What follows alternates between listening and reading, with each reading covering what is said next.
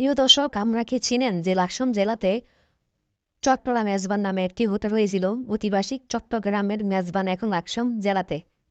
যারা যারা এখনো চিনেন না বা জানেন না, আসলে আপনাকে বলি, লাকসাম বাইপাস থেকে একটু উত্তর দিকে আসলে রাতপুর রেলগেটে দেখে নেয় চট্টগ্রাম মেজবান। যাক, আমরা আসলে হামামি করে হুড়ে করে চলে আসলাম।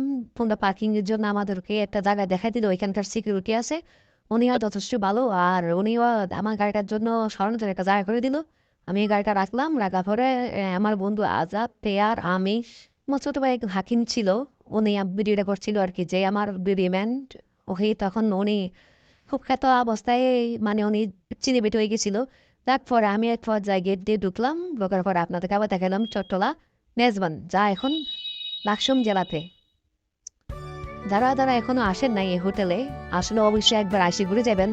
ভিতরে শীতল মনোরম পরিবেশ, এবং কি আপনার ডেকোরেশনটা অনেক ভালো মানের হয়েছিল। দেখ, আমরা একবার দেখাশোনা করে দেওয়ার পর আমি ভাবলাম যে একটু আসলে এইভাবে তো দেখাশোনা করতে করা যাবে। আমি একটু ওয়াশরুমে চলে গেলাম, ওয়াশরুমে ওয়াশ টোয়াশ হাত ধুয়ে ঠ্যাং মুখ ধুই, একটু ভিতরের দিকে আসলাম। যাক, এরপরেও একটু ঘুরে ঘুরে দেখলাম কি অবস্থা হোটেলের, আসলে পরিবেশ এবং কি খাওয়ার মান কেমন, সবগুলো আসলে দেখলাম। আমার লাগে লাগে আমার বাইও ঢুকে গেল ভিতরে, ওয়াশরুমে আসি, এর ওয়াশরুম তো সেরে একটা ভালো, আমরা দাদা 60 জন আছি। আমরা একটু একটা টেবিল খুঁজতেছি, তাকে এক পর্যায়ে একটা ভালো একটা টেবিল আমাদেরকে দেখাই দিল, সুন্দর। আমি আছি কেয়ার ভালো ঘামাই গেছে, ঘাম মিশতে আছে। এরপরে বসলো আমার, হ্যাঁ, আজব দেখো, আজব করে দেখা যাচ্ছে না। দেখ, এরপর দেখ, সবাই বসে, আমি মোবাইলটা বাইরে করে দেখলাম বাইরে, এ কেমন লাগে বা কি আসে বিষয় একটু বিড়ি টিড়ি করুম ভাবছিলাম, আর ভাবলাম না, তাক বিড়ে করবো না। দেখে দেখো, যদি এবার বিড়ে করতে যাই সবাই দেখবো সেলিব্রিটি যেতে আসি, না দরকার নাই। আর আজাদ ভাই বসে, তবে আজ যত কথাই হোক ট্যুরটা কিন্তু দিবে আজাদ ভাই, এটা কাছে বলা হইও না। টিট, টিটটা আসলে আজাদ ভাইয়ের সরে বুড়ো বসতে ট্যুর করবে, ঠিক জায়গা টিট করে লেগে তো বুঝবেন। রাত এক ফজ আমাদের বাইরে দিলে দেখুন তো, খানা ভালো হয়েছে, খানা ভালো হয়েছে এবং কি পাক শাক অনেকগুলো ভালো, কিন্তু দেখতেছে আমার আদর দেখবার উনি ফোনে ব্যস্ত। উনি কি খাইব, ফোনে ব্যস্ত। তো মোটামুটি যাক, এখানে একটা সুন্দর মাটির প্লেটে বোমভাবে আমাদেরকে সাজুগুজু করে দিছে, আর ডালে বাইরে দিছে। মনে হয় যে আমরা এখন কি অবস্থায় আছি, কোনে আছি বলা তো দেখছি নি, গোস্ত, গোস্ত জোর বা এখানে অনেক খাওয়া দাওয়া, আসলে সুস্বাদু অনেক খাবার, আসলে এখানে যে আসবে সে খাবে তে বুঝবে, খাওয়ার মানগুলো অনেক ভালো। তো যারা এখনো খান নাই বা লাকসাম জেলাতে চট্টলা মেজবান এখন যারা আসেন না, অবশ্যই আসবেন। খাওয়া দাওয়া শেষ করি আমরা এবারে চলে যাচ্ছি।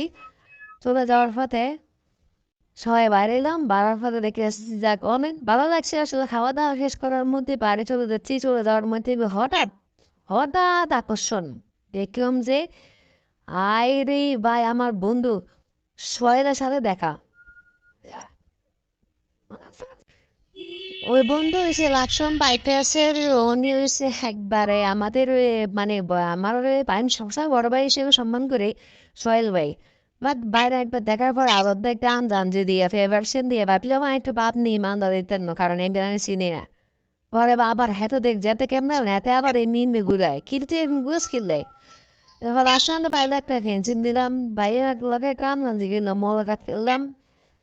ভাওরে ভাই বলে কথা, যদি না করে না দিয়ে জায়গা তাহলে মনে কষ্ট দেয়। পরে ভাবলাম তো ভাই চলেন আবার চলে দেয়। পরে দেখ গেলাম, আমি হেলমেটটা মাথায় লাগা দিলাম, লাগানোর পরে দিয়ে গাড়িটা নিলাম, নেওয়ার পরে আমার আজাদ ভাই ফের তো খাই ভুলে গেছে, কারণ ফেবে বেশি গেছে, আমার হেড বড় হয়ে গেছে গা, না হাঁটতে হাঁটতে পারতেছে না, এমন খানা খাইছে হারার মতো না। যাক, এখন গাড়িটা নিলাম, নেওয়ার পরে দিই ভাবলাম কি কি করা যায়, এখন কি কই যাবো, চিন্তা করতেছে ভাই কই যাবেন, এখন তো আমরা ঠিক আছে যাক। অতিবাহী যদি লাকসাম জেলাতে যারা এখনো চট্টলা মেজবানে আসেন নাই, কি ভাই, আমরা কি এখনো কি চাই চাই থাকবেন? অবশ্য আসেন, আসে এখানে একটা বাকি না হলে আসে কি করলাম, আমরা চলে